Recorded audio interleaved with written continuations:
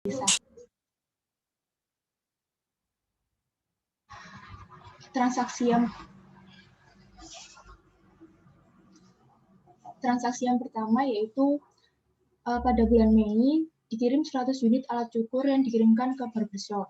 Untuk konsigninya, barbershopnya hanya membuat memo telah diterima 100 unit dari PT Mekanikarya untuk dijual dengan harga 24.000 dan memperoleh komisi 25%.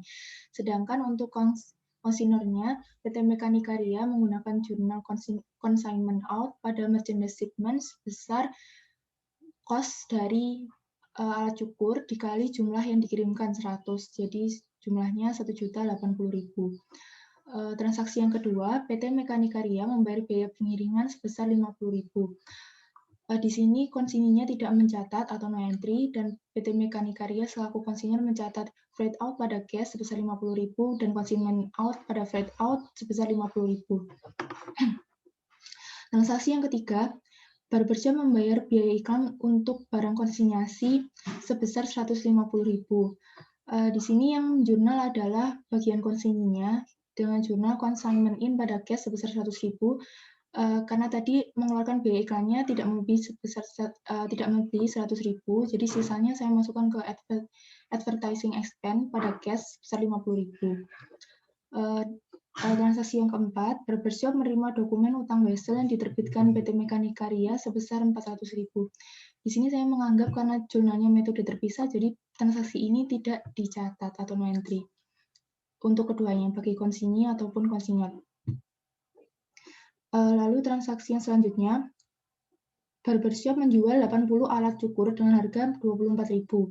Jurnalnya adalah cash atau AR pada consignment in sebesar 80, jumlah yang terjual dikali dengan perjanjian harganya untuk menjual tadi sebesar 24.000. Jadi jumlahnya 1.920.000. Lalu komisinya dicatat pada consignment in pada commission income, yaitu sebesar 25% dikalikan dengan sales-nya sebesar 1.920. Jadi commission income-nya 480.000. Sedangkan konsignornya tidak mencatat atau no entry. Yang terakhir, pada akhir bulan, barbershop mengirim jumlah yang masih terutang pada akhir bulan. Di sini jurnalnya, maaf Bu, tadi salah Excel. Harusnya yang ini.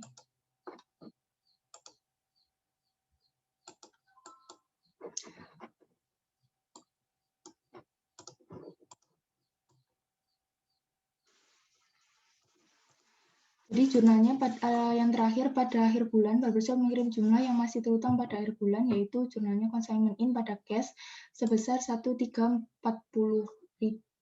Itu didapat dari consignment in 1.920 dikurangi commission income-nya dari jurnal commission income 480.000 dikurangi sama biaya iklan tadi 100.000. Sedangkan untuk konsignornya akan menjurnal cash consignment out pada consignment out yang salesnya sebesar 1.920.000 sebesar yang terjual, cash-nya sebesar yang diserahkan dari konsigni 1.340.000, lalu sisanya dimasukkan ke consignment out 580.000. Lalu ada jurnal lagi consignment out pada consignment income sebesar 456.000. Ini didapat dari sales 1.920.000 dikurangi dengan cost dari barangnya 80, jumlah yang terjual dikali cost barangnya, lalu dikurangi juga dengan commission income-nya 480.000, lalu dikurangi lagi dengan proporsi jumlah terjual dari biaya iklan tadi, kan 80 yang terjual per 100 unit dikali dengan 100.000, dikurangi lagi dengan biaya pengiriman 50.000 diproporsikan 80 unit per 100 dikali 50.000. Soal yang kedua, yaitu ketika jurnal metode barbershop menggunakan jurnal metode tidak terpisah dan PT Mekanikarya menggunakan metode terpisah. Untuk transaksi yang pertama, sama barbershop tidak menjurnal, hanya membuat memo telah diterima 100 unit dari PT Mekanikarya. Sedangkan untuk konsinyernya Mekanik sama dengan yang tadi karena menggunakan metode terpisah, yaitu jurnalnya consignment out pada merchandise shipment sebesar 1.080.000. Untuk transaksi yang kedua, konsigninya tetap tidak menjurnal, yaitu no entry. Sedangkan untuk metode terpisah konsignor, jurnalnya freight out pada cash dan consignment out pada freight out sebesar 50.000. Untuk transaksi yang ketiga, jurnal metode tidak terpisah pada konsigni, barbershop akan menjurnal PT Konsignor pada cash sebesar 100.000 dan saya memasukkan tadi karena tidak boleh lebih dari 100.000, sisanya masuk advertising expense pada cash sebesar 50.000. Selanjutnya tadi ada transaksi barbershop menerima dokumen utang wesel yang diterbitkan PT Mekanik Karya sebesar 400.000. Di sini saya menjurnal karena jurnalnya metode tidak terpisah. Jadi anggapannya jurnal yang lainnya masih bisa dimasukkan atau not receivable pada cash sebesar 400.000. Lalu transaksi yang keempat terjadi penjualan, maka jurnalnya adalah cash pada sales sebesar 7.920.000 karena metode tidak terpisah, dan purchase atau COGS pada PT Konsignor sebesar 1.440.000. Ini didapat dari jumlah sales-nya dikurangi dengan komisi yang didapat oleh konsigni dari 25% dikali ini dikali 20 dikali 1.920.000-nya. Sedangkan untuk konsignornya PT Mekanik Karya tidak akan mencatat jurnal. Untuk transaksi yang terakhir, konsigni akan melaporkan penjualannya dengan menjurnal PT Konsignor pada cash sebesar 1.340.000 didapat dari 1.440.000 tadi dikurangi dengan 100.000 ini. Jadi sejumlahnya 1.340.000, dan untuk metode terpisahnya sama seperti tadi, PT Mekanik Karya akan menjurnal cash consignment out pada consignment out sales sebesar 1.920.000 dan juga jurnal consignment out pada consignment income sebesar 456.000, caranya sama seperti tadi. Untuk yang ketiga,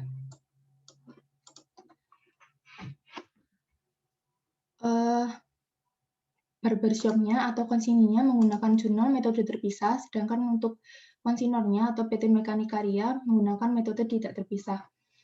Untuk transaksi yang pertama, dua-duanya tidak membuat jurnal, hanya untuk membuat memo untuk pengiriman 100 unit barang. Untuk yang kedua, transaksi yang kedua, dua-duanya juga tidak membuat jurnal atau no entry. Untuk transaksi yang ketiga, ketika ada iklan, membayar biaya iklan untuk barang konsinyasi sebesar 150.000, maka konsigni akan menjurnal consignment in pada cash sebesar 100.000 dan sisanya saya masukkan advertising expense pada cash sebesar 50.000. Sedangkan untuk konsignornya tidak menjurnal atau no entry. Untuk transaksi yang keempat, karena menggunakan jurnal metode terpisah, pada saat konsigni menerima utang wesel, maka saya di sini mengasumsikannya sebagai no entry atau tidak dicatat. Sedangkan untuk yang metode tidak terpisah pada PT Mekanik Karya akan mencatat cash pada notes payable sebesar 400.000. Lalu untuk transaksi selanjutnya terjual 80 unit, maka barbershop menggunakan jurnal metode terpisah akan menjurnal cash atau AR pada consignment in sebesar 1.920.000 dan consignment in pada commission income untuk mencatat income-nya sebesar 25% dikali sales dikali jumlah penjualannya sebesar 480.000. Sedangkan untuk PT Mekanik Karya jurnalnya no entry. Untuk transaksi yang terakhir ketika masa pelaporan, maka barbershop akan menjurnal consignment in pada cash sebesar 1.340.000.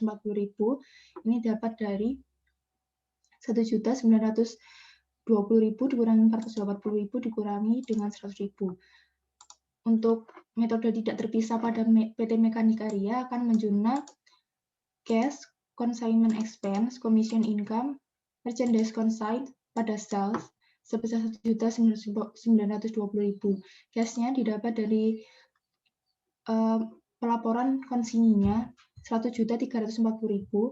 Terus consignment expense-nya 80.000 didapat dari proporsi 80 unit per 100 unit dikali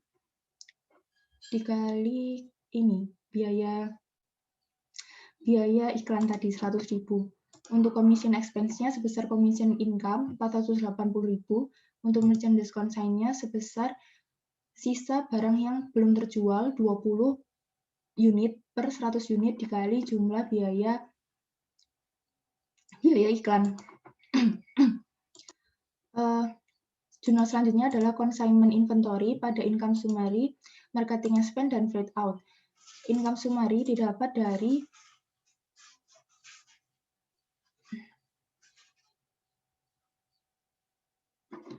ini harusnya 25%.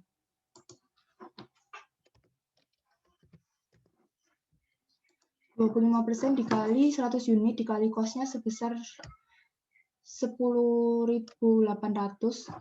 Lalu marketing expense-nya didapat dari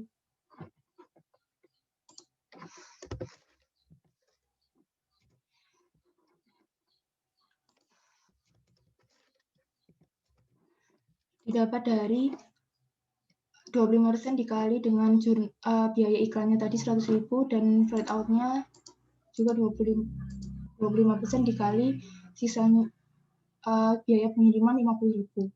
Jadi totalnya 307.500. Sekian dengan koreksinya. Ya, baik. Terima kasih Mbak siapa tadi? Mbak Faza ya. Mbak Faza. Baik ya. Oke teman-teman, ini ada beberapa yang perlu saya notice ya Mbak ya. Pertama ini adalah kita harus sepakat dulu nih. Pertama adalah ketika Barber menerima dokumen utang Wesel yang diterbitkan PT Mekanikaria ya sebesar 400.000 ya. Ini yang pertama kan gitu ya. Ini harus kita sepakati nih. Apakah ini nanti kalau terkait dengan transaksi konsinyasi, ini seolah-olah adalah si PT Mekanika ini meminta deposit di depan ya, atau meminta pembayaran di depan ya Mbak ya.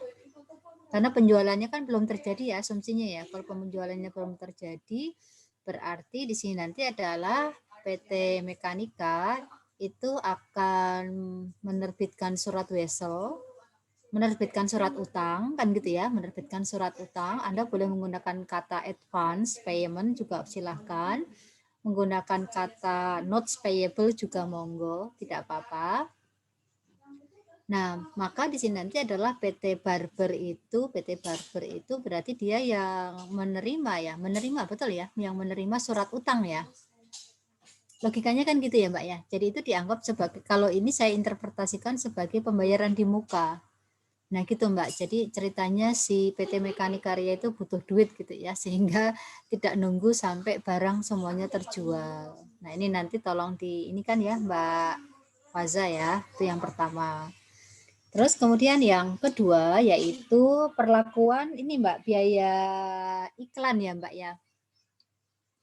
Kan pada akhirnya PT Barbershop itu kan mengeluarkan biaya 150 ya, di mana 100 itu yang direimburse ya. Direimburse, kemudian yang 50 itu adalah menjadi beban sendiri ya. Di sini nanti kita lihat consignment end ya, betul consignment end pada cash kan gitu ya. Oke, terus kemudian nanti adalah advertising expense pada cash, betul. Nah, ini terkait dengan pembebanannya, Mbak, nanti di pihak siapa ya di sini nanti ya, konsinyur terutama ya, Mbak ya. Nah, di pihak konsinyur sebentar kita lihat ya, teman-teman ya. Oke. Kita lihat di sini nanti adalah adanya consignment end sebesar 100.000 ya. Consignment end di sebelah debit 100.000, sementara ada consignment end di sebelah kredit ada 1920. Terus kemudian ada commission income sebesar 480, sehingga 1920 dikurangi dengan 580 ya. 580 itu artinya kan 100 di atas dengan 480 di bawah kan gitu ya. Sehingga di sini nanti yang consignment end yang neto yang diserahkan kepada pihak konsinyur itu adalah 1340 ya. Sepakat ya kita teman-teman ya. Oke. Nah, sekarang adalah kita lihat di sini nanti kalau barang itu terjual habis ya Mbak ya, kalau nggak salah ya. Terjual habis nggak Mbak di situ Mbak? Yang untuk kasus tukang cukur ini. Terjual 80 unit aja, Bu. Oh, terjual 80 unit, baik ya. Terjual 80 unit, ya berarti di sini nanti adalah sebentar cash ya, cash. Nah ini nanti cashnya perlu disesuaikan dengan itu ya Mbak, siapa namanya Mbak Faza ya.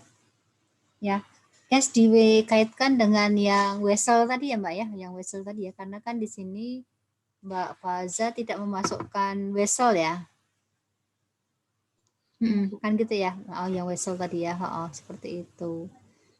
Oke, terus kemudian consignment out-nya tadi adalah 580 di debit ya. 580 di debit itu adalah, sebentar kita lihat, yaitu 100 tambah 480 ya teman-teman ya, betul ya, 580. Terus kemudian consignment out-nya di sini nanti adalah sebesar 456 di sebelah debit dan consignment income di sebelah kredit ya. Jadi di sini perhitungannya adalah kalau Anda lihat consignment out yang ada di sebelah atas ya. Tapi tentunya di sini nanti harus ada yang namanya consignment inventory ya Mbak ya.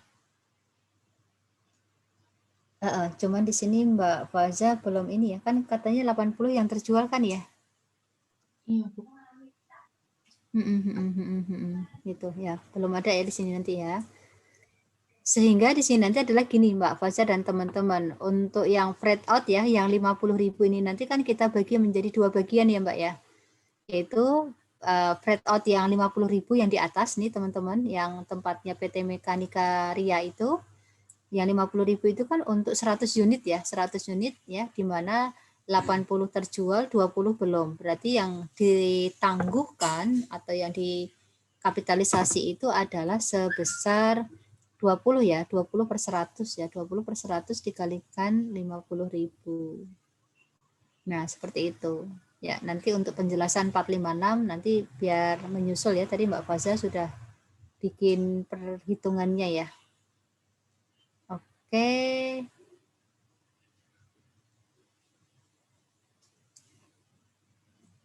Jadi kemudian ya di sini.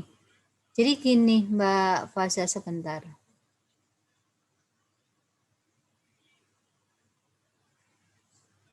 Iya, Bu. Enggak, saya menginikan aja dulu. Bedanya dengan ya soal satu ya. Soal satu itu kan ada keduanya menggunakan metode terpisah. Yang kedua menggunakan metode tidak terpisah ya, kalau nggak salah ya.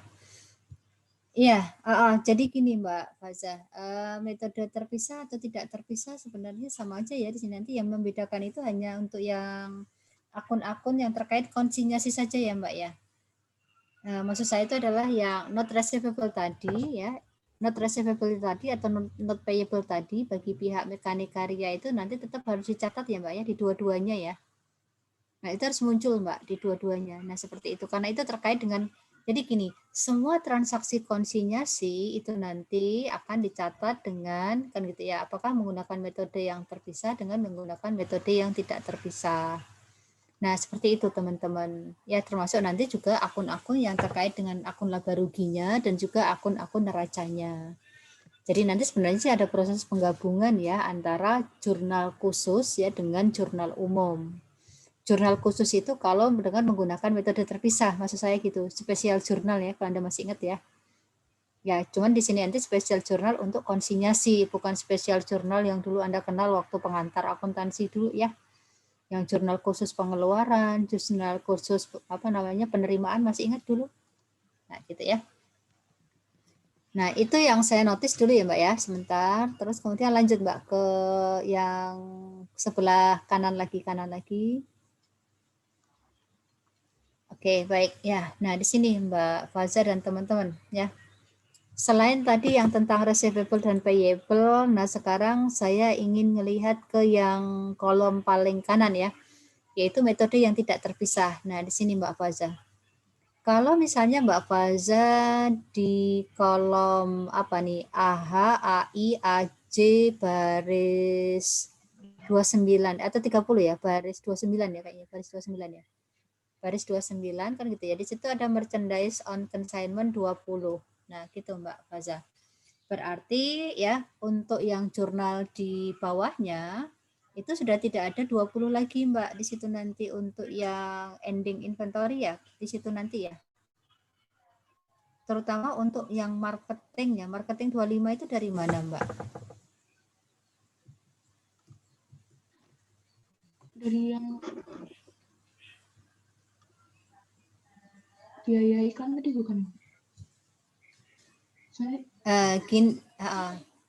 Kan gini Mbak Faza. Mbak Faza itu kan ceritanya consignment expense itu kan sudah diakui 80 ya Mbak ya. Ya kan? Terus ya, kemudian merchandise on consignment kan sudah muncul 20 di situ tuh Mbak. Iya. Kayak gitu ya. Nah, berarti nilai consignment inventory ini kan tinggal apa? Tinggal harga pokok kan gitu ya, tinggal harga pokok. Terus kemudian ditambah dengan kapitalisasi dari freight out yang belum terpakai. Freight out yang belum terpakai kan berarti 20/100 ya Mbak ya? Iya Bu, ya salah. 20/100 ya, bukan 25% ya sayang ya. Nah itu. Iya. Nah itu. Cuman gini Mbak, sebentar Mbak Faza. Kan kita nggak punya marketing expense sebelumnya ya Mbak ya?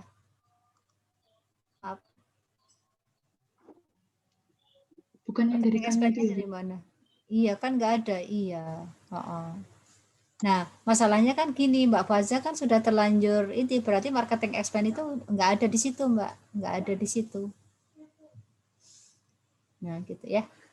Oke, terus kemudian untuk yang freight out, nah itu 20%, oke ya. Terus kemudian yang freight out, nah itu kayaknya itu 20% juga ya, bukan 25% ya. Kan dari 50.000 kan ya kalau nggak salah ya.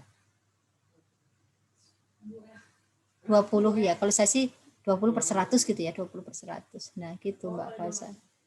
Berarti nanti yang 20.000 jangan lupa ya, 20.000 itu ada di jurnal atasnya ya. Yang jurnal yang 20.000 itu. Nah itu karena Mbak Faza memilih itu. Maksud saya Mbak Faza itu sudah memisahkan Mbak biaya dari apa namanya, biaya iklan yang apa ya, yang dikapitalisasi itu sudah dibuatkan jurnal tersendiri di atas dengan akun merchandise on consignment kan gitu ya. Sebenarnya sama ya, merchandise on consignment sama consignment inventory gitu ya. Ini ceritanya seolah-olah Mbak Faza bahwa si perusahaan siapa PT Mekanika Riyadi nggak pakai COA ya, chart of account ya, sehingga jurnalnya bisa macam-macam untuk satu barang. Ya sudah, tidak apa-apa. Iya. Nah, seperti itu ya Mbak Faza ya yang ingin saya inikan dulu ya.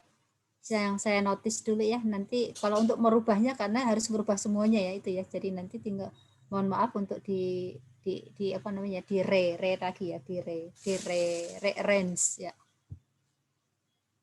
Ibu, terima kasih Bu. Ya, sama-sama Mbak Faza. Ya, begitu ya teman-teman ya untuk pembahasan soal nomor 4 ya tadi ya. Oke. Yuk, mari kita lanjut Mbak Yesika. Selanjutnya oleh Dea. Oleh Dea. Ya, silakan. Izin share screen ya, Bu. Ya, silakan Mbak Dea Mei. Iya, Yesika sampai pakai 2 device ya. Iya, yes. Iya, Bu. Apakah sudah terlihat, Bu? Ya, silakan Mbak Yesika. Jadi, di sini saya akan membahas mengenai tugas RPS yang nomor 5. Di sini PT Afar bekerja sama dengan PT CC.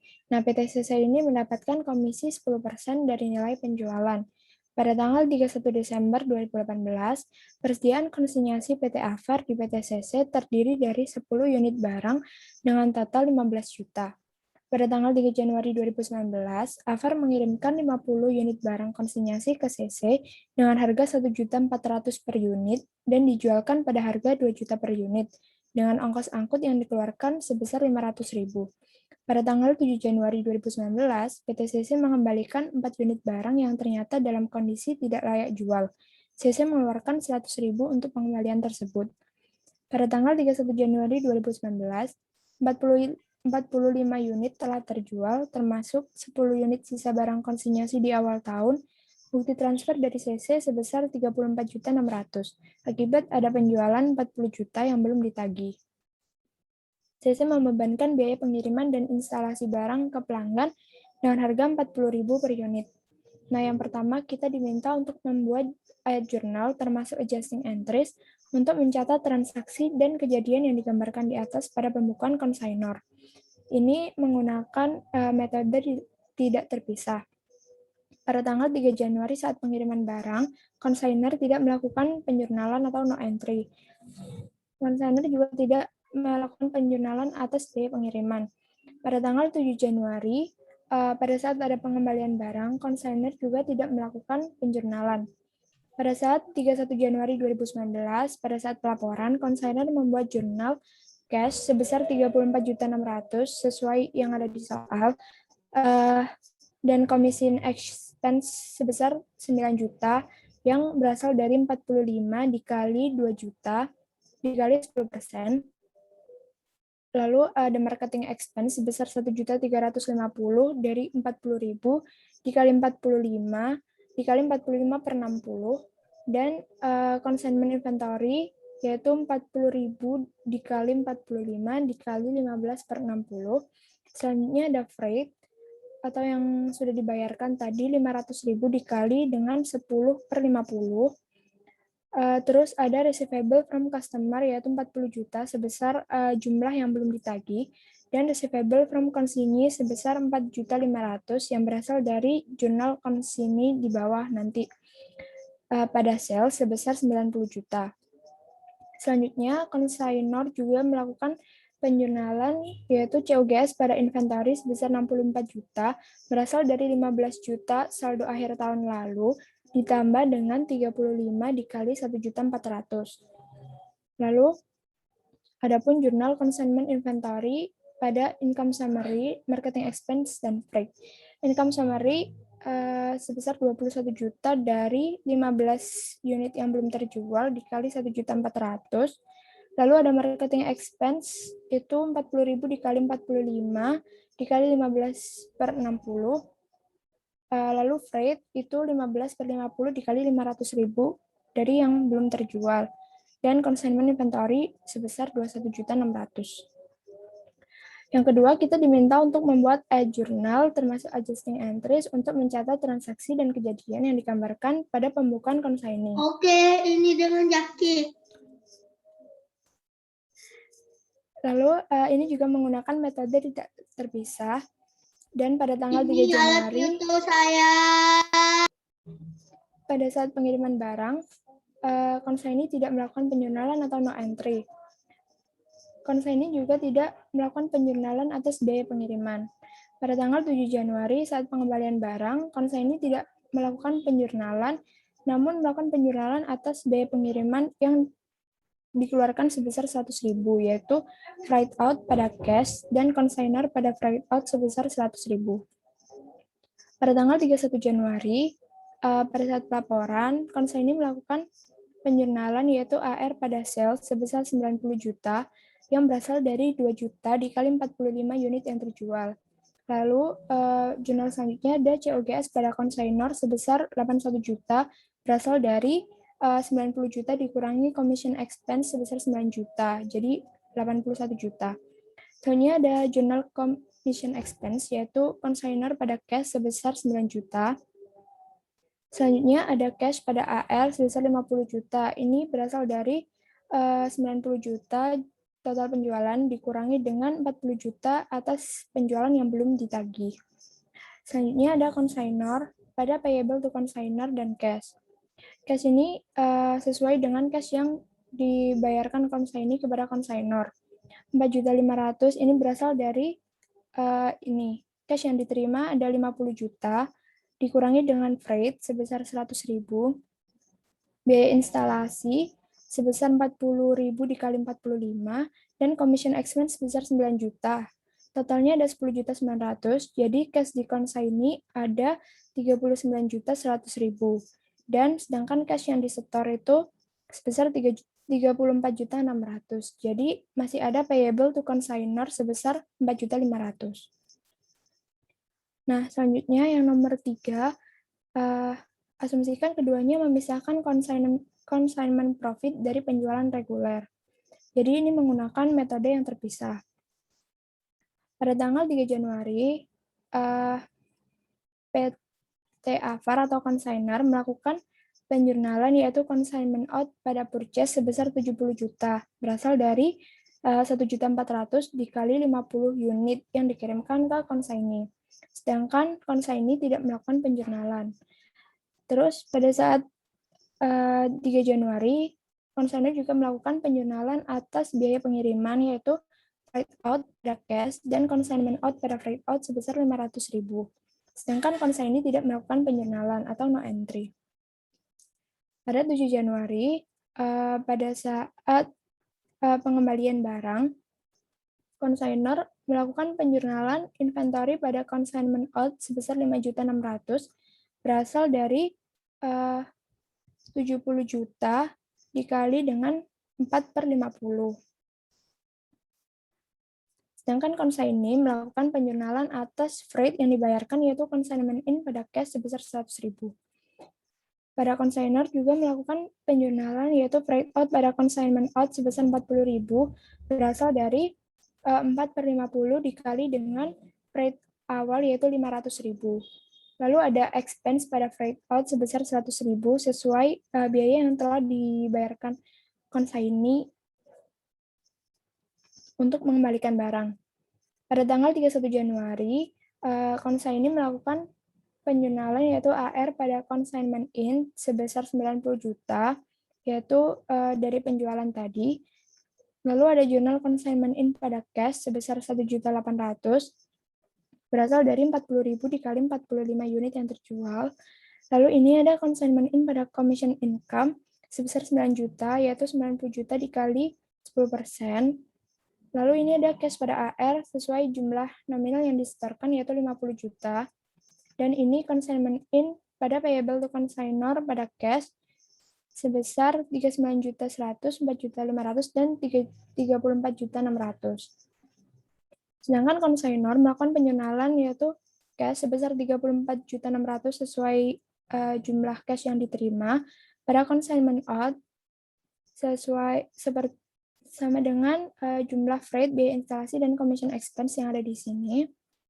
Lalu ada receivable from consignee sebesar 4.500.000 sesuai yang ada di sini. Receivable from customer yaitu 40 juta yang belum ditagih pada consignment out sebesar 90 juta. Dan adapun jurnal consignment out pada consignment income sebesar 15.200.000. 15.200.000 ini berasal dari sales dikurangi dengan beban consignee dan beban consignor. Beban consignee-nya ini sama kayak yang tadi, jumlahnya 10.900.000. Lalu ada juga freight sebesar 350 dan COGS sebesar 64 juta. Jadi jumlah keseluruhan ada 74.800.000. Jadi 90 juta dikurangi 74.800.000, 15.200.000. Dan ditaruh pada jurnal ini consignment out pada consignment income. Sekian, Bu.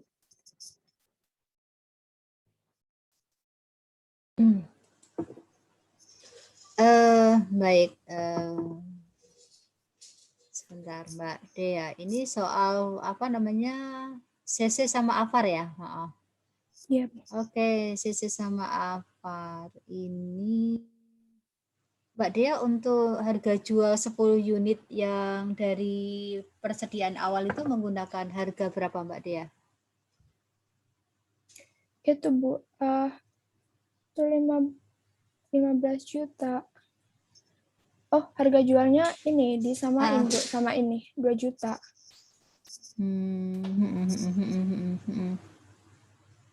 Itu sebenarnya harganya nggak sama ya Mbak ya. Nanti kalau Anda cari dengan persamaan, itu nanti harga untuk barang yang dijual dari beginning inventory ya, itu ada sebesar harganya 1.500.000 ya. Jadi Mbak Faza bisa Mbak Dia bisa tolong ketikkan di mana saja di situ. Nah, yaitu di situ sama dengan harga apa ya? Sebentar. Hasil yang diserahkan ya, hasil penjualan itu sama dengan total penjualan dikurangi komisi penjualan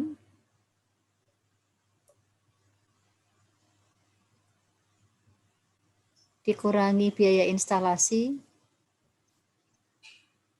dikurangi biaya retur. Nah, kita coba Mbak Faza. Mbak Dea. Maaf ya Mbak Faza ya, dari tadi disebut-sebut namanya ya. Jadi hasil penjualan neto itu adalah 34.600 ya. 34.600 ditambah 40 juta. Gitu ya, 34.600 tambah 40 juta.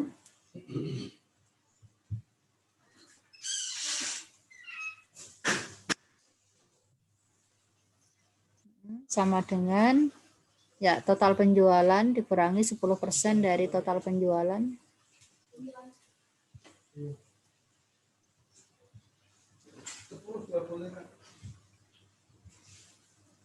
Total penjualan sayang. Kan ngikutin yang skema atasnya itu. Skema atasnya itu ya, total penjualan dikurangi 10% dari total penjualan.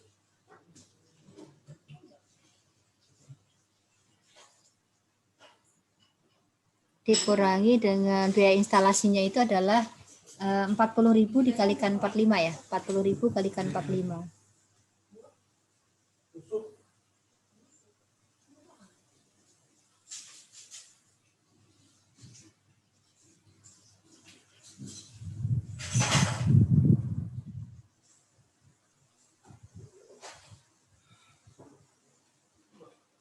Dikurangi 100 ya, dikurangi 100. Nah, gitu dah. Nanti ketemu tuh, nanti total penjualannya tuh nanti.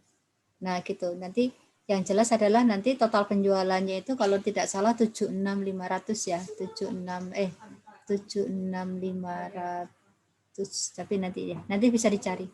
Nanti bahwa harga jual untuk 10 unit yang pertama itu adalah 1.500.000. Nah, gitu aja Mbak Dia ya. Baik, Bu. Oke. Terus kemudian, nah di sini gini teman-teman ya, untuk receivable di sini nanti adalah si konsinyur ya. Kalau menurut pendapat saya ya, konsinyur itu dia tidak perlu berhadapan langsung dengan customer. Customer itu taunya kan konsinyi dengan CC, kan gitu ya. Artinya kalau ini kan piutangnya itu tidak bisa di take over langsung oleh pihak konsinyur gitu Mbak. Kan nanti customer jadi bingung, saya bayarnya kemana nih? Ke toko atau ke sono kan gitu. Sehingga di sini nanti adalah receivable from customer itu adalah receivable yang dari PTCC ya, yang dicatat oleh AFAR ya. Iya. Nah, seperti itu. Jadi itu dipisahkan ya nanti ya. Nah, jadi itu yang 40 juta itu ya. Ya itu namanya bukan receivable from customer ya, di situ nanti adalah receivable dari konsinyi ya, konsinyi. Nah, nanti baru si konsinyinya itu mengakui sebagai piutang dari pelanggan. Nah, seperti itu Mbak Dea. Iya, baik Bu. Oke ya, itu saja ya tentang harganya. Nanti bisa ini lagi ya, bisa disusun lagi ya. Nah, tapi secara jurnal-jurnalnya di sini sudah hampir sama ya teman-teman ya. Nah, terus gini sebentar. Ini Mbak Dea juga blunder juga ya. Ini karena satu jawaban untuk semua kelas kali ya. Jadi nanti untuk kelas besok pun saya akan ketemu dengan jawaban yang sama ya. Gini Mbak Dea. COGS pada inventory itu kan merupakan ciri khas dari perpetual ya, COGS pada inventory. Nah, sementara yang di bawahnya itu adalah jurnal periodik, Mbak. Nah, di situ jadi Mbak dia harus milih nih, kan gitu ya, harus milih. Nah, gitu kan ya. COGS pada inventory kan merupakan jurnal periodik ya, teman-teman ya. Jurnal perpetual, maaf, Perpetual. jurnal perpetual. Iya. Sementara consignment inventory pada income summary itu kan merupakan jurnal periodik. Nah, gitu. Jadi Mbak Dea di sini nanti harus milih kan gitu ya, mau pakai yang mana antara jurnal bawah atau jurnal yang atasnya gitu. Nah, gitu ya, Mbak ya. Ya, baik, Bu. Iya.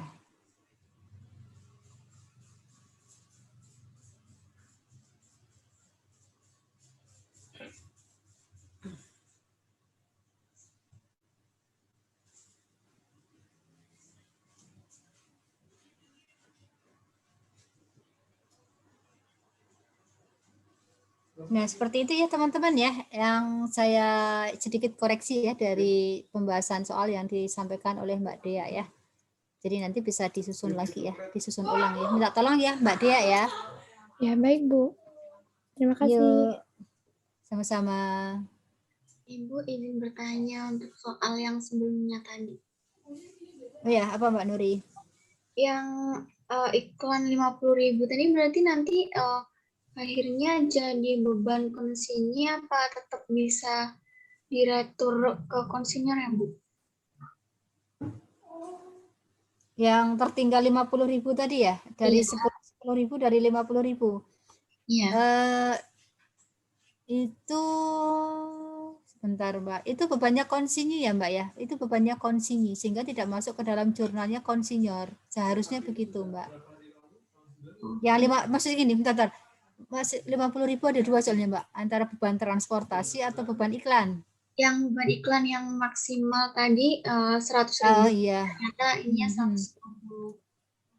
Iya, yang kelebihan 50.000 itu tadi adalah semuanya beban konsinyi, Mbak. Tidak akan dijurnal oleh konsinyor, sehingga konsinyor hanya mengakui yang 100.000 ya. Tadi Mbak Nuri, tadi Mbak Faza ya, kalau nggak salah ya. Itu kan dia apa namanya mengkapitalisasi yang sisanya ya Mbak ya, yang 20.000 ya, 20 per 100 ya. Kan yang terjual kan 80.000 tadi, yang terjual kan 80 unit yang cukur tadi, yang cukur mekanika Ria sama barbershop. Nah, begitu. Tadi kan soalnya ada biaya transportasi ya Mbak ya. Biaya transportasinya kalau tidak salah tadi 50.000 juga ya Mbak Faza ya. Iya, Bu.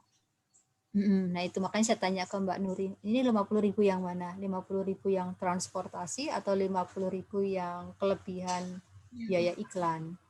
Kalau biaya iklan di situ tidak masuk Mbak Nuri. Jadi dia menjadi tanggungan sepenuhnya dari pihak konsinyi, mengurangi dari pendapatan konsinyasi atau komisi konsinyasi, pendapatan komisi konsinyasi. Nah, begitu Mbak Nuri. Baik, Bu. Terima kasih. Ya, sama-sama. Yuk, monggo Mbak Yesi kita sambil teruskan ya untuk pembahasannya. Sambil jalan ya, kita sambil diskusi ya teman-teman ya. Iya, Bu. Selanjutnya Dania. Iya, silakan. Izin share screen ya, Bu. Iya, silakan Mbak Dania. Namanya Mbak Dania. Ini kalau nggak satu-satu gini saya nggak kenal satu-satu ya. Berikutnya saya akan bahas untuk soal yang nomor 6 bab konsinyasi. Itu ada PT Samudra sebagai ketika memeriksa laporan keuangan PT Samudra, auditor itu mengidentifikasi bahwa ada konsinyasi sebagai salah satu produknya PT Samudra. Nah, kita itu disediakan ini neraca saldo PT Samudra per 31 Desember 2020. Nah, setelah dianalisis lagi, ternyata dari hasil analisis akun penjualan itu ternyata masih ada 2.000 unit produk yang masih belum terjual dan masih berada di tempatnya si konsinyi.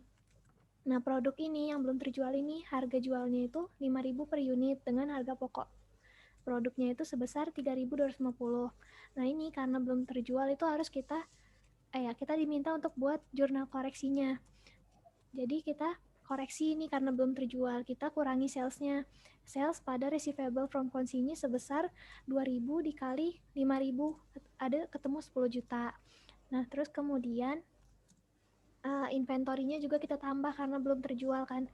Kita catat inventory pada COGS sebesar 2.000 kali 3.250, hasilnya 6.500.000. Nah, terus selain itu juga ada beban 400.000 yang menjadi tanggungan konsinyor. Sudah dibayar tapi konsinyi, tapi belum dicatat di pembukuannya konsinyor. Nah, ini harus kita sesuaikan juga. Oh ya, dari total beban ini tuh 125.000 itu terkait dengan beban atas barang konsinyasi yang belum terjual tadi. Jadi harus kita koreksi, itu inventory sebesar 125.000, kemudian operating expense ini selisihnya 400.000 dikurangi 125.000, ketemu 275.000, pada payable to konsinyi sebesar 400.000.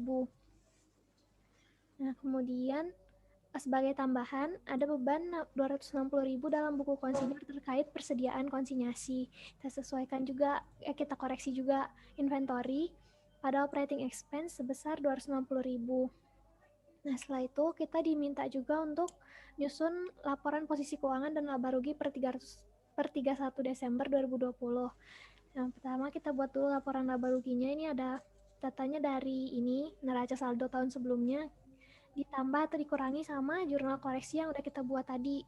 Ketemu net income-nya itu 30.685.000. Sama kayak laporan posisi keuangannya juga, datanya dari sini ditambah sama jurnal koreksinya. Ada cash-nya 18 juta, dan seterusnya ini ada receivable to konsinyi dari ini mana tadi 18.200.000 dikurangi sama 10 juta ketemu 8.200.000. Inventory, plant and equipment ketemu total asetnya 153.585.000. Kemudian ada liability-nya 25 juta akun payable. Payable to konsinyi ini dari jurnal koreksi 400.000. Kemudian ada capital stock sama retained earnings, ini dari RE tahun lalu ditambah sama net income-nya ketemu 78.185. Ketemu total liability dan equity-nya 153.585. Sekian.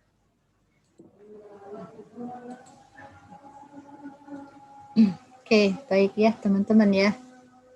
Ini untuk yang sebenarnya untuk koreksi ya teman-teman ya. Artinya adalah bahwa si PT Samudra ini ceritanya adalah dia memiliki barang konsinyasi dan juga memiliki transaksi konsinyasi. Nah, terus kemudian Anda lihat di laporan apa ya namanya ya, di sini nanti ya di laporan neraca ya, di sini nanti neraca, gabungan neraca ada apa namanya gabungan antara neraca sama laba rugi. Di situ ya ada beberapa akun yang terkait dengan konsinyasi.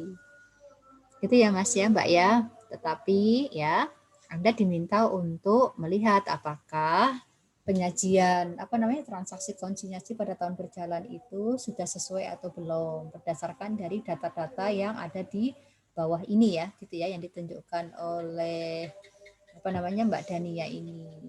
Nah, tadi Mbak Dania sudah menjelaskan teman-teman, di sini nanti perlu beberapa jurnal untuk mengkoreksi ya atau menyesuaikan dengan transaksi konsinyasinya.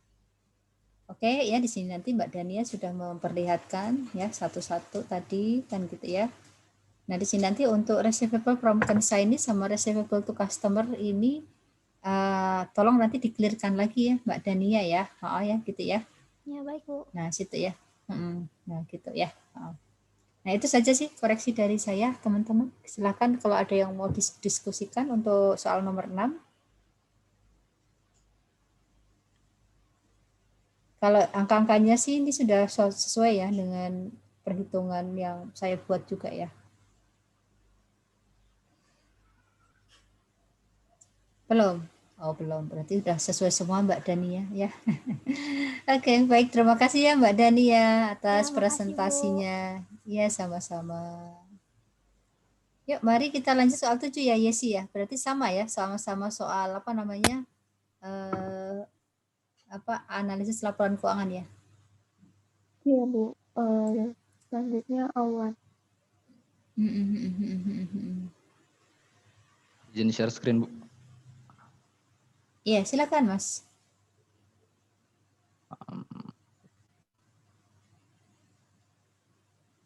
Apakah sudah terlihat?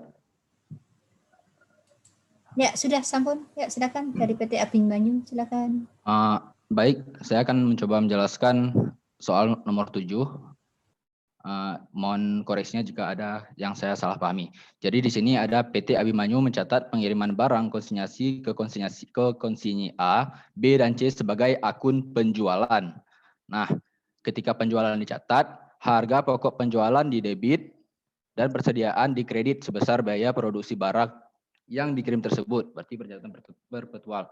Beban-beban yang dikeluarkan oleh konsinyi yang menjadi tanggungan konsinyor dicatat ketika menerima pengajuan tagihan dari konsinyi. Berikut ini ada neraca saldo PT Abimanyu per 31 Desember 2020.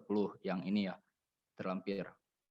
Bisa dilihat sendiri. Selanjutnya, produk PT Abimanyu dijual dengan harga 30.000 per unit oleh konsinyi dengan biaya produksinya 16.000 per unit. Nah, berikut ini adalah keterangan catatan penjualan dari barang konsinyasi tersebut. Di sini ada produk yang diterima, untuk A ada 15, B 40, C ada 5, terjualnya 10, yang B terjual 25, yang C terjual 1. Terus pada yang konsinyi A diretur sebanyak 5 unit, yang B tidak ada yang diretur, yang C diretur sebanyak 4 unit. Sehingga produk yang masih belum terjual di konsinyi A itu sudah habis karena udah dikurangi dengan terjual dengan yang diretur. Terus yang di B ada yang karena tidak diretur berarti yang belum terjual ada 15, yang C 5, 1 kurang 4 berarti ya 0. Berikut juga ada keterangan mengenai nilai penjualan, biaya pengiriman sampai pengiriman hasil penjualannya sebagai terlampir sebagai berikut yang ini. Terus ada juga keterangan beban terkait barang konsinyasi di buku PT Abimanyu tercatat 85.000. Ini terkait dengan 15 unit produk yang masih tersimpan di B. Dan pajak penghasilannya 45.000. Yang diminta buatlah jurnal di buku PT Abimanyu yang diperlukan untuk mengoreksi. Jadi diminta jurnal koreksi per 31 Desember 2020. Jadi yang pertama di sini yang saya pahami di sini kan dibilang PT Abimanyu mencatat pengiriman barang itu sebagai akun penjualan. Berarti setiap semua barang yang udah dikirim itu dia menganggapnya sebagai akun penjualan. Berarti setelah semua barangnya itu ya udah dianggap sebagai sales bagi yang PT Abimanyu. Selanjutnya dia ketika penjualan dia juga mencatat HPP di debit, COGS pada inventory lah. Berarti telah dia kurangi inventorinya. Oleh karena itu berdasarkan data yang tadi telah kita terima yang di sini kita rangkumin lagi di atas ini. Jadi untuk jurnal koreksi untuk konsinyi B ini kan ada produk belum terjual ada 15 unit. Jadi sales pada akun receivable yang tadi telah mengaku penjualan berarti AR pada sales, berarti jurnal koreksinya sales pada akun receivable 450.000 dari 15 unit belum terjual dikali dengan 30.000 tadi harga per unit itu penjualan 30.000 dapat 450.000. Untuk inventory pada COGS-nya juga demikian karena setiap penjualan telah dikreditkan tadi. Jadi 16.000 dikali dengan 15 unit juga yang tadi. Begitu juga dengan sales yang untuk konsinyi A dengan konsinyi C. Di konsinyi yang A yang ini 150.000 dari 30.000 dikali 5 produk yang diretur. Dan seterusnya untuk sales ini analoginya sama seperti yang A tadi, yang B tadi, yang A untuk dengan yang C juga sama.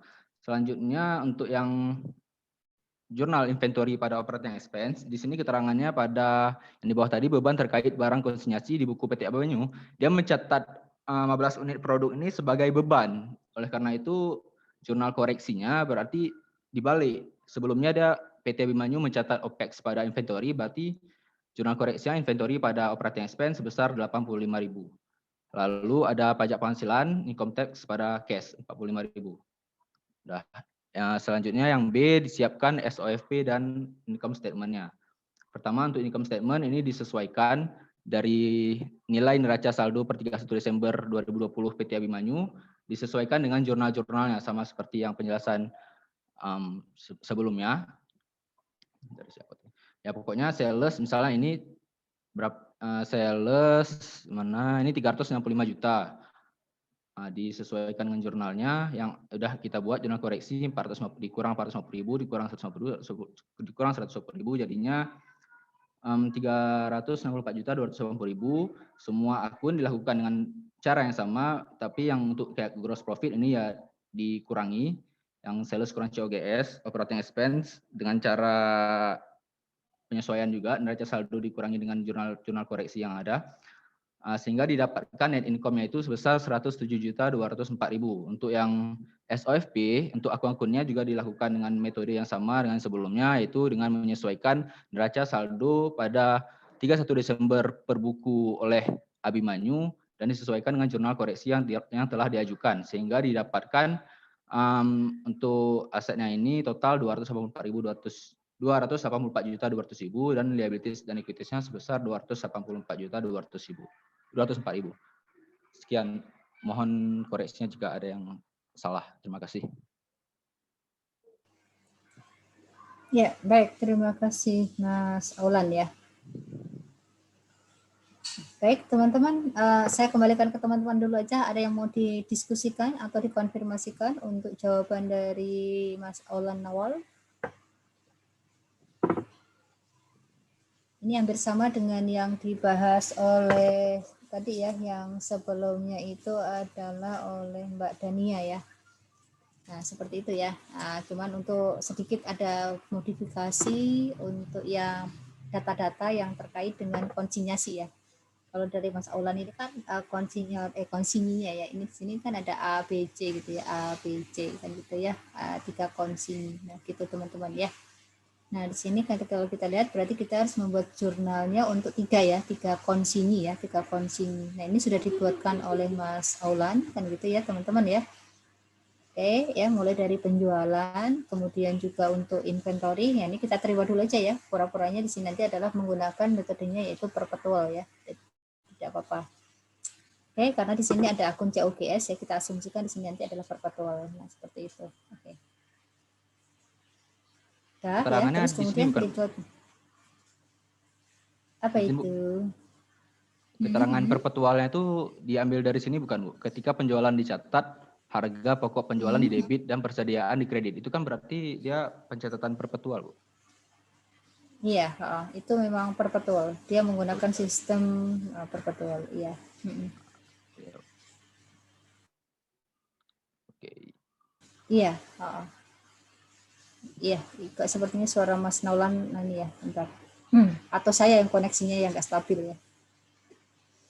Oke, baik ya teman-teman ya. Ini untuk jurnal koreksinya ya. Anda lihat di sini berdasarkan apa namanya?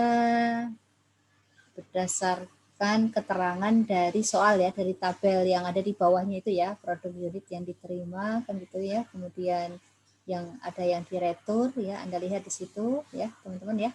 Saya tidak perlu menjelaskan ulang ya. Kalau ada yang mau ditanyakan atau mau kita diskusikan, silakan.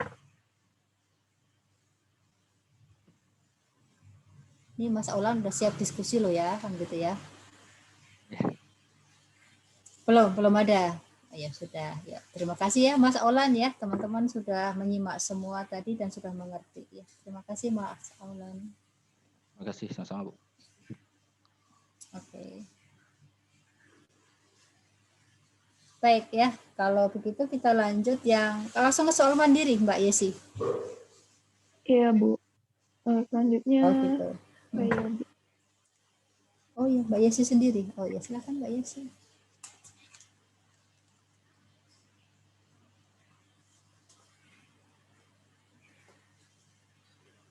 Ya, silakan Mbak Yesi, PT PKN STAN. Jadi di sini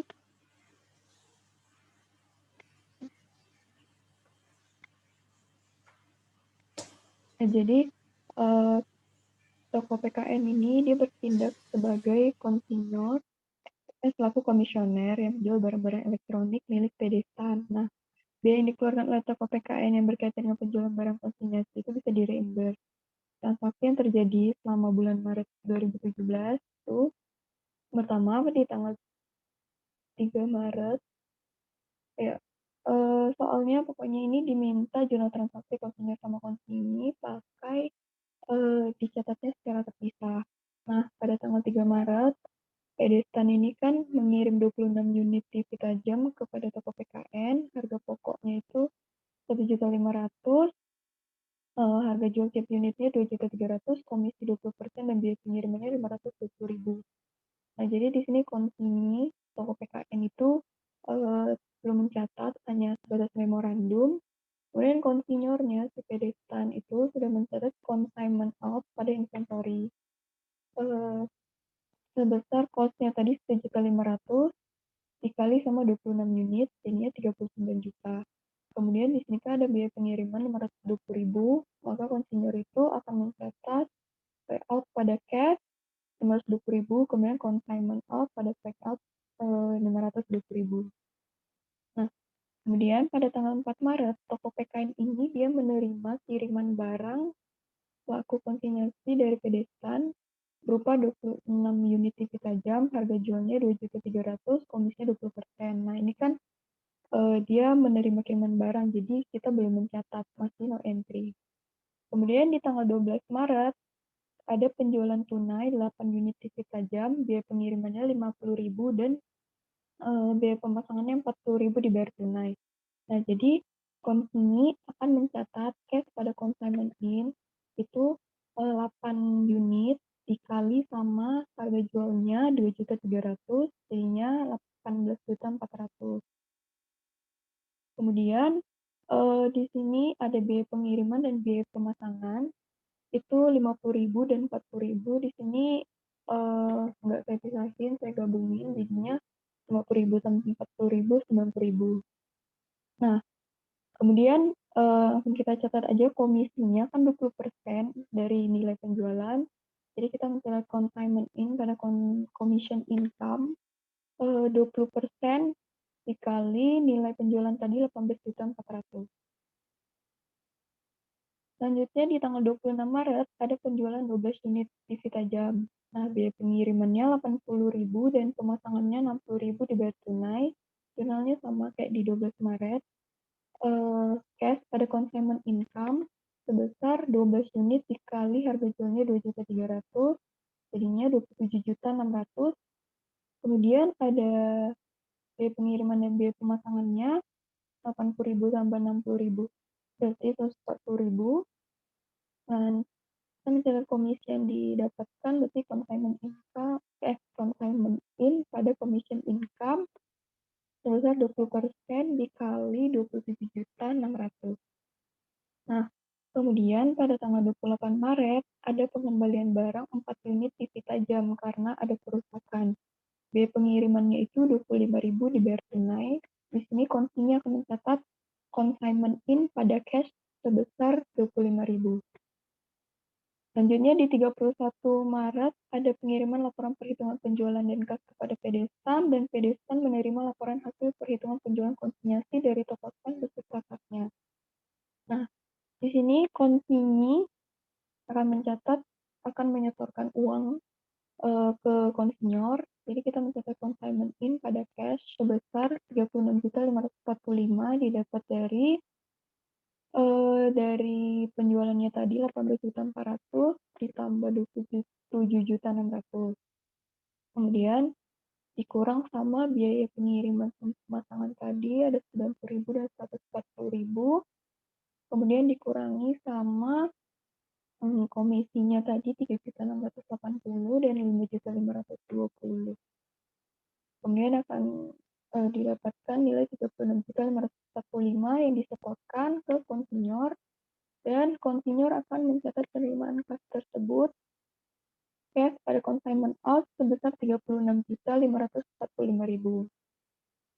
Kemudian konsinyor akan mencatat consignment income-nya, consignment out pada consignment income. Di sini sales-nya tadi kan 27.600 ditambah 18.400 berarti 46 juta. Kemudian ada COGS-nya, tadi kan yang terjual 20 unit dari 26 berarti 20 per 26 dikali 39 juta cost-nya tadi.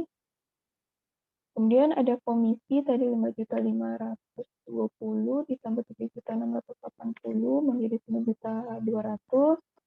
Kemudian ada beban pengiriman untuk 20 unit barang tadi, totalnya 230.000.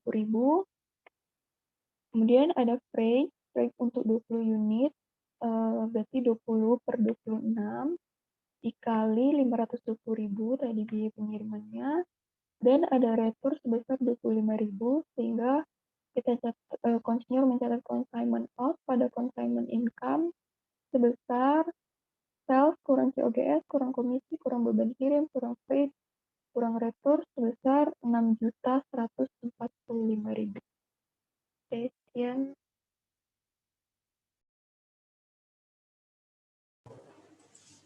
Ya, baik, terima kasih Mbak Jessica. Ya, teman-teman ya. Ini soal yang saya ambil dari soal UAS genap ya, ini 2016-2017 ya. Oke, kita lihat di sini ya. Tadi diterangkan oleh Mbak Yesi ya. Di sini nanti adalah sama ya, transaksi konsinyasi antara PT PKN dengan PT STAN kan gitu ya. PT PKN sebagai konsinyor, sementara PT STAN adalah sebagai konsinyur. Nah, seperti itu ya. Atau saya kebalik ya, toko PKN sama PT STAN ya, sepertinya saya kebalik ya. Berarti saya ulangi lagi, PT PKN toko PKN sebagai konsinyur, sementara PT STAN adalah sebagai konsinyor. Ya, dari jurnal tanggal 3 Maret Mbak Mas ya, 3 Maret ya, saya kira tidak ada masalah ya mengirim kan itu ya, mengirim barang plus ada biaya pengiriman 520. Terus kemudian ya ini seperti yang saya bilang kemarin ya, untuk jurnal pengirimannya Mbak Yesi ya dan teman-teman ya, boleh digabung jadi satu ya nak ya, yaitu consignment out pada cash gitu ya, boleh gitu ya, atau ditulis 2 kali seperti ini juga tidak apa-apa. Nah, terus kemudian yang tanggal 4 Maret ini tidak ada jurnal ya nak ya, karena di sini hanya serah terima ya barang dari PT PKN dari PT STAN ke PT PKN. Terus kemudian yang tanggal 12 Maret ini melakukan penjualan, berarti yang mencatat adalah pihak siapa namanya? Pihak toko PKN ya. Dan ada biaya pengiriman ke pelanggan. Nah, kebetulan biaya pengiriman ini adalah di-reimburse ya, kalau Anda lihat di soal ya. Semua biaya yang terkait dengan penjualan itu nanti di-reimburse ya kepada konsinyor atau PT STAN. Makanya jurnalnya Mbak Jessica kalau menggunakan pencatatan terpisah ya, di sini nanti dicatatnya adalah consignment in pada kas. Nah, di sini ya. Sebentar Mbak Yesi ya, di sini nanti ya. Biaya pengiriman 50.000 dan biaya pemasangan 40.000 dibayar tunai. Asumsi untuk semuanya ya, berarti di sini ya. Iya, Bu. Ya, asumsinya gitu ya, karena biaya untuk mengirim 26.000 unit aja di situ hanya 520 ya Mbak ya. Berarti ini hanya untuk yang terjual pada tanggal 12 Maret ya. 8 unit ya. Oke. Terus kemudian 26 Maret juga sama ya, setipe ya. Cuman yang tanggal 28 Maret, nah di sini ya. 12 sama 26 Maret itu kan setipe ya untuk transaksinya ya Mbak ya, transaksi penjualan yang dicatat oleh pihak konsinyi ya, teman-teman ya. Oke, terus kemudian yang tanggal 28 Maret itu kita hanya mencatat jurnal penjualan, biaya pengirimannya, biaya returnya yaitu 25.000 ya, consignment in pada cash, ya betul. Baru nanti pada tanggal 31 Maret kita membuat jurnal laporan ya. Langsung saja di sini nanti kita ya PT PKN maksudnya, kebiasaan PKN standar. PT PKN akan membuat perhitungan ya. Pertama adalah penjualan yang dia terima ya melalui 2 penjualan yaitu tanggal 12 dan tanggal 26 Maret ya. Di situ ada penjualan yaitu sebesar 27.600 dengan yang 12 Maret 18.400 ya. Terus dikurangi dengan consignment income ya, commission income maksud saya, dikurangi commission income. Ya, masing-masing adalah 3 berapa di situ? Ya, 3.680 dengan 5.520. Nah, itu. Terus kemudian dikurangi dengan biaya-biaya yang di-reimburse ya. Yang pertama adalah biaya pengiriman dan kemudian maksud saya biaya pengiriman ke pelanggan ya, biaya pengiriman ke pelanggan yang 200.000 dan 300.000, termasuk juga biaya untuk mengembalikan retur ya, dalam hal ini 25.000.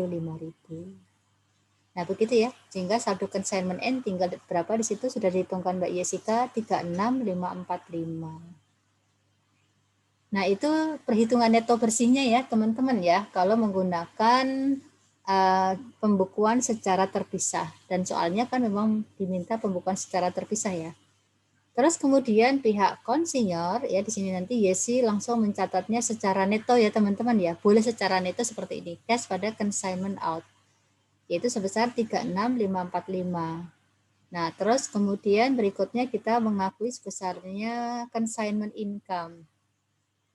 Nah, consignment income ini kalau Anda masih ingat ya di slide kita pekan lalu, ini bisa kita cari dengan menggunakan perhitungan secara terpisah atau dengan menggunakan saldo ya, neraca saldo.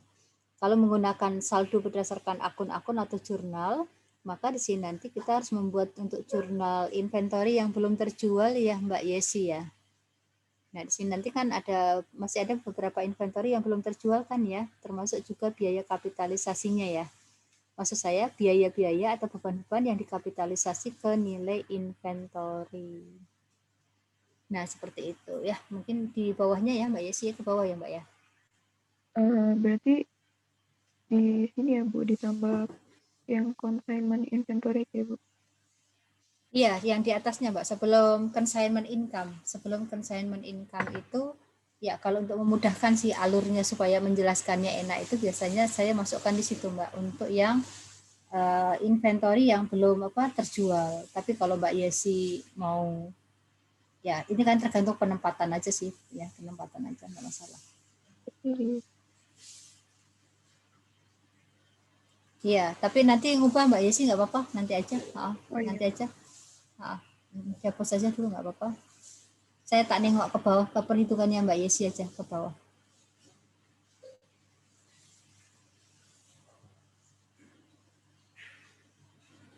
Iya, jadi kita lihat ya teman-teman ya di sini nanti ya untuk ya di sini kalau Yesi sudah langsung di ini ya, sudah langsung dihitung semuanya Yes ya. Sini nanti ya. Iya Bu. Jadi di sini penjualannya tadi kan kalau Anda masih ingat ya 27.600 ditambah dengan yang tanggal 12 Maret tadi berapa Yes? 18 ya, betul ya, 18.400 ya teman-teman ya. Berarti ada 46 juta ya di situ ya. Terus kemudian COGS-nya sudah dihitung oleh Yesi, terus komisi dari penjualannya ya 9.200.000 betul. Nah, terus kemudian ongkos kirim. Ongkos kirim 230 ini adalah dari proporsional ya. Dari barang yang dikirim tadi berapa, Rak? 20/26 ya.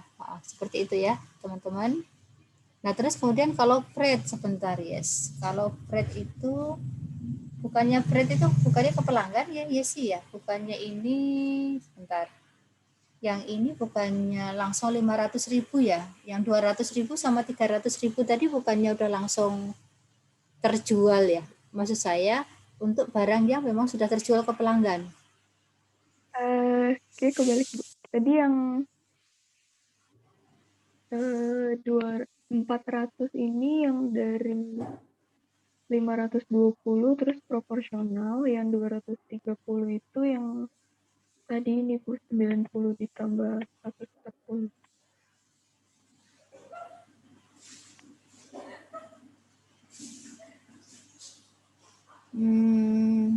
Sebentar Yes, ke atas sedikit boleh nggak Yes? Yang 230 itu kan udah nggak usah proporsional, dari 140 iya. sama terus yang satu lagi pre-op-nya itu yang dari 520. Oh iya 520 kali 20/26. Oke. Berarti di sini untuk ongkos angkutnya itu adalah 140 ditambah dengan, maksudnya ongkos angkut ke pelanggan ya Yes, bukan yang freight yang ditanggung oleh konsinyur ya. Yang itu Yesi, Mbak Yesi, 90 tambah 140 ya, berarti 230 kan ya? Iya, Bu. Ah, itu ongkos angkut ke pelanggan, betul 230. Betul ya teman-teman ya. Terus kemudian yang bawahnya freight yang 400 ya, ini merupakan proporsi ya, betul ya, proporsi, yaitu sebesar berapa? Dari yang terjual itu adalah 20 per 26 ya, yes ya. Dikalikan dengan 520 ya teman-teman ya. Gitu. Oke, dan yang retur itu adalah sebesar 25.000. Oke, demikian Mas dan Mbak ya, sudah dihitungkan oleh Mbak Yesika untuk jawaban soal mandiri. Nah, silakan kalau ada yang mau didiskusikan. Izin bertanya, Bu, untuk inventory akhir itu yang sisa 2 unit atau ditambah sama yang retur 4, jadi inventorinya itu ada 6 unit ya, Bu? Di pelaporan, di Iya, jurnal pelaporannya. Iya, kalau untuk si konsinyur ya Mbak Umi ya, kalau di konsinyur nanti ada 6 unit Mbak, karena kebetulan di soal ini tidak disertakan informasi apakah barang yang diretur itu dalam kondisi baik-baik saja atau sudah rusak. Nah, asumsi kita masih baik-baik saja ya, asumsinya ya. Dia cuma diretur kan gitu ya. Sehingga kita perlakukan sama Mbak Umi, sehingga nanti untuk inventorinya adalah 6 unit. 6 unit. Nah, itu Mbak Umi. Baik, Bu. Kalau yang 4 unit itu di jurnal pas saat tanggal returnya itu boleh apa enggak ya, Bu? Oleh konsinyurnya. Iya, Mbak. Pada saat diterima dari konsinyi itu tidak di jurnal, Mbak Umi. Kita hanya memunculkannya sebagai bagian dari ending inventory aja, Mbak. Bahwa itu belum terjual. Gitu aja, Mbak Umi. Baik, Bu. Terima kasih. Yuk, sama-sama. Ya, Bu, yuk izin teman-teman. bertanya.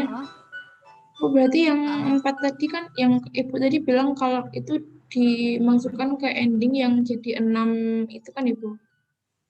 Nah, itu tuh berarti itu asumsinya kalau inventory-nya baik-baik aja gitu kan Ibu? Kalau masuk ending. Iya, betul. Kalau seandainya ada keterangan rusak, iya. berarti yang di ending itu yang masuk ke consignment inventory itu enggak termasuk yang diretur karena rusak itu kan Ibu? Nanti ada jurnal lanjutannya Mbak Putri yang namanya loss, penurunan nilai ya, penurunan nilai karena rusak ya. Oh iya. Kan gitu.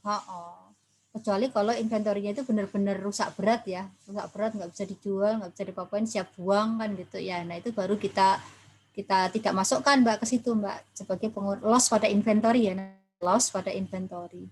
Nah prosedurnya gitu Mbak Putri. Berarti kalau seandainya tadi ada yang, kalau misal yang soal tadi itu ada keterangan rusak, berarti setelah nge-jurnal yang consignment inventory itu kita bikin jurnal yang loss atas inventory gitu ya Bu? Iya, itu di luar dari konsinyasi ya Mbak ya. Di luar dari iya. konsinyasi kan sebagai bagian dari apa namanya bahwa inventorinya rusak kan gitu ya. Sudah keluar dari frame inventory. Berarti di buku catatannya konsinyur yang tidak terkait dengan konsinyasi ya Bu?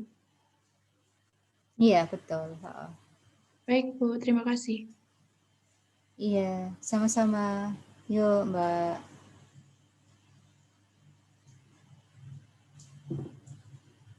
Masih ada lagi Mbak Yesi yang mau dibahas? Udah nggak ada, Bu. Sudah tidak ada? Habis? Habis.